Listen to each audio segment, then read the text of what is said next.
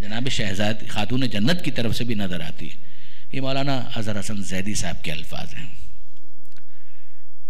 ان سے منسوب ہیں. وہ فرمایا کرتے تھے کہ جب سیدہ اور جناب عباس کیا تعلق ہے. جناب سیدہ کی شہادت ہو گئی 11 ہجری میں. حضرت ابوالفضل عباس اس دنیا میں تشریف لائے 26 ہجری میں. 11 ہجری اور 26 ہجری برسوں گزر چکے ہیں. پھر اس کے بعد جناب ابوالفضل عباس اس دنیا میں تشریف لائیں. مگر آپ ذرا دیکھیے کہ جناب سیدہ حضرت عباس کو کس طرح سے یاد رکھتی ہیں اور کب یاد رکھتی ہیں. یہ کب پتہ چلا؟ آپ جانتے ہیں کہ جناب زینب اور حضرت عباس میں بھی اتنا ہی فاصلہ ہے. حالانکہ بہن ہے مگر اتنا ہی فاصلہ ہے کہ جتنا ایک ماں اور ایک بیٹے کے درمیان ہوا کرتا ہے. اور جو جناب عباس جناب زینب کی تعظیم کیا کرتے تھے بعد میں، وہ بھی آپ واقف ہیں. جب جناب ام البنین کے یہاں حضرت ابوالفضل عباس کی ولادت ہوئی اور جناب امیر تشریف لائے، گود میں لیا اور کہا کہ ہے تو بالکل ویسا ہی کہ جیسا میں نے خدا سے مانگا تھا. بالکل ویسا ہی ہے کہ جیسا میں نے خدا سے مانگا تھا. اور پھر اس کے بعد کہتے ہیں میں اپنے اس فرزند کا نام اپنے چچا کے نام پر عباس رکھتا ہوں. نام رکھا. جیسے یہ نام سنا ہے جناب زینب قریب آئی. کہا بابا میرا یہ بھائی اس کا نام عباس ہے؟ کہا کہ ہاں اسی کا نام عباس ہے. جناب زینب نے کہا کہ بابا کچھ دیر کے لیے میری گود میں دیجیے گا. حضرت امیر نے مولا کائنات نے جناب عباس کو جناب زینب کی آغوش میں دیا. جناب زینب نے اپنی آغوش میں لیا، پیار کیا اور کانوں سے اپنے لبوں کو قریب کر کے کچھ کہنے لگی آہستہ آواز. مولا کائنات دیکھتے ہیں اور جناب زینب سے کہتے ہیں کہ بیٹی بھائی ابھی تو دنیا میں آیا، کچھ دیر پہلے کی تو بات ہے، اور ابھی سے اپنے بھائی سے باتیں بھی شروع کر دی ہیں. کہا کہ نہیں بابا باتیں تو ہوا کریں گی، بھائی ہے باتیں تو ہوں گی، بہت ہوں گی باتیں. ابھی تو ایک امانت تھی، میں اس امانت کو پہنچا رہی تھی. ارے کون سی امانت؟ مولا کائنات عذرائے تعجب پوچھتے ہیں اے زینب کون سی امانت؟ کہا کہ بابا ایک امانت تھی. ماں جب اس دنیا سے رخصت ہو رہی تھی تو مجھ سے کہا تھا کہ زینب تیرا ایک بھائی پیدا ہوگا جس کا نام عباس ہوگا. جب وہ اس دنیا میں آئے تو اسے کہنا کہ اماں فاطمہ نے سلام کہلوایا ہے. جناب عباس کا جناب سیدہ کے ساتھ تعلق یہ کچھ واضح ہوا آپ کے لیے؟ اب آپ غور کیجئے برادران عزیز، یہ تو سلام کی بات ہوئی، مولانا اظہر حسن زیدی سے یہ منسوب ہے. اب اس کے بعد اگلے مرحلے میں آئیے، ماں کون ہے؟ جناب عباس کی ماں کون ہے؟ آپ سب کہیں گے ام البنین. میں بھی جانتا ہوں کہ ام البنین، آپ بھی جانتے ہیں، میں بھی جانتا ہوں. مگر کیا یہ الفاظ مقتل میں موجود نہیں ہیں کہ مروان کہ جس کا کوئی تعلق نہیں آل محمد سے، اس نے دیکھا کہ محلہ بنی ہاشم سے ایک بی بی برآمد ہوئی. واقعہ کربلا کے بعد کی بات ہے.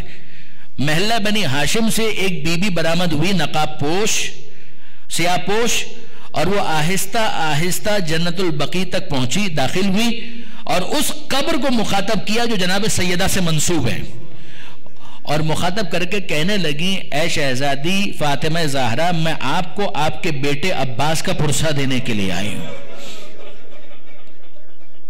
ارے مروان نے مدینے کے کسی باسی کو روکا، مدینے کے رہنے والے کو روکا اور کہا کہ میرا تو کوئی تعلق نہیں ہے اہل بیت سے، مگر اتنا تو میں بھی جانتا ہوں کہ عباس فاطمہ زہرا کے بیٹے نہیں ہیں، عباس تو ام البنین کے بیٹے ہیں.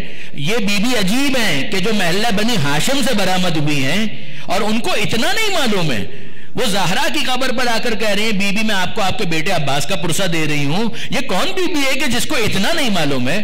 وہ مدینے کا رہنے والا جو بنی ہاشم سے بھی واقف تھا زار و قطار رونے لگا اور کہنے لگا اے مروان تجھے معلوم نہیں ہے یہ بی بی جو یہ جملہ کہہ رہی ہے نا کوئی اور نہیں ہے، یہ خود ام البنین ہے.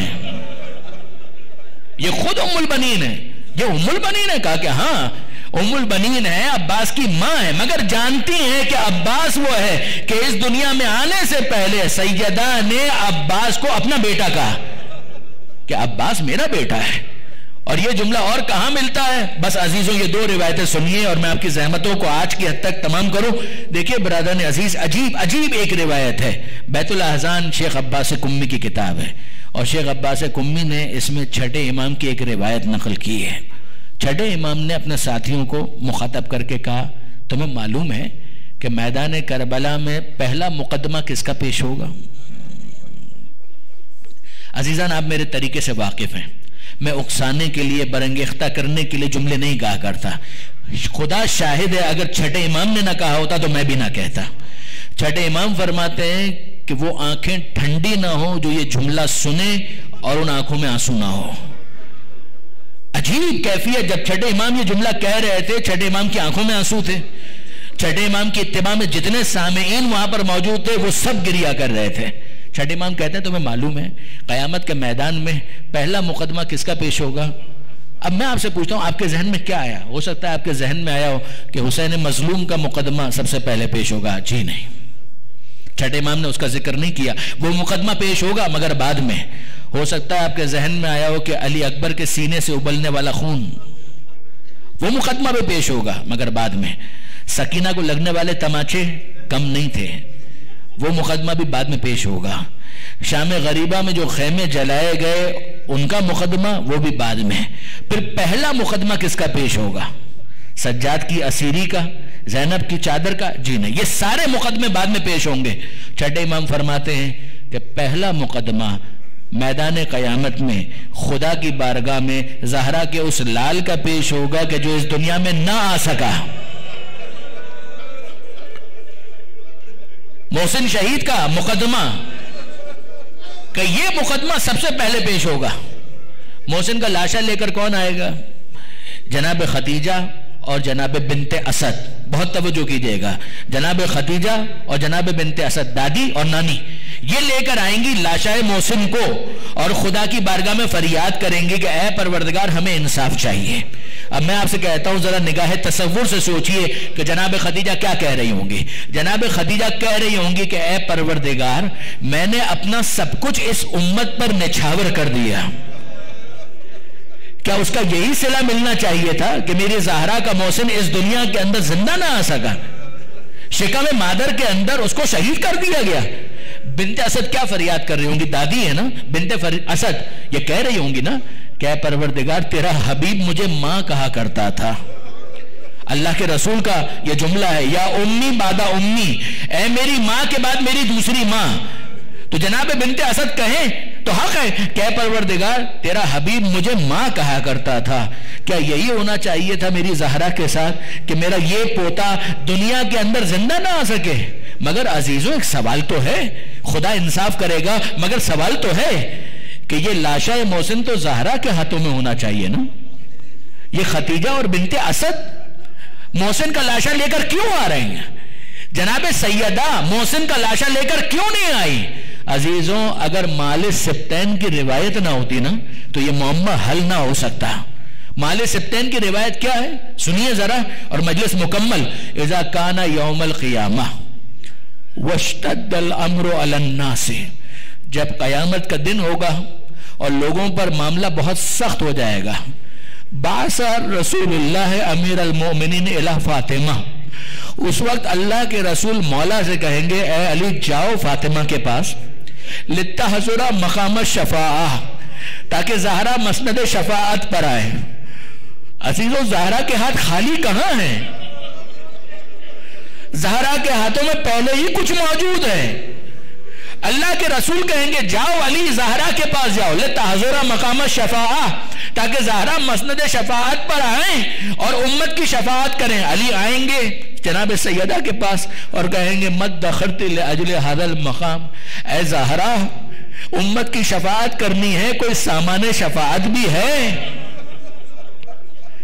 کوئی سامان شفاعت بھی ہے؟ خدا کی بارگاہ، خدا غضب میں ہے، جلال میں ہے، پروردگار عالم کے غضب کو ٹھنڈا کرنے کے لیے دعائے شفاعت کے لیے زہرا کوئی سامان شفاعت بھی ہے؟ مد دخرتی لاجل هذا المقام، سامان شفاعت کیا ہے؟ اس وقت سیدہ اپنے ہاتھوں سے چادر کو ہٹائیں گی اور دکھائیں گی سیدہ کے ہاتھ خالی نہیں ہیں، مگر کیا ہے سامان شفاعت میں؟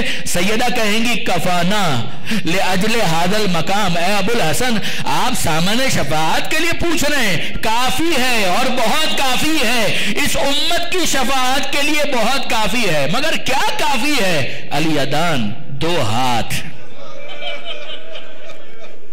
دو بازو بہت کافی ہیں، المقطوعتان، یہ دو کٹے ہوئے بازو بہت کافی ہیں، مگر یہ کس کے ہیں دو بازو؟ سیدہ کہیں گی من ابن العباس، یہ میرے عباس بیٹے عباس کے دو کٹے ہوئے بازو ہیں۔ میں پروردگار کی بارگاہ میں اپنے بیٹے عباس کے بازوؤں کے ساتھ فریاد کروں گی، اللہم اشفہ، اے پروردگار اس امت کی شفاعت فرما۔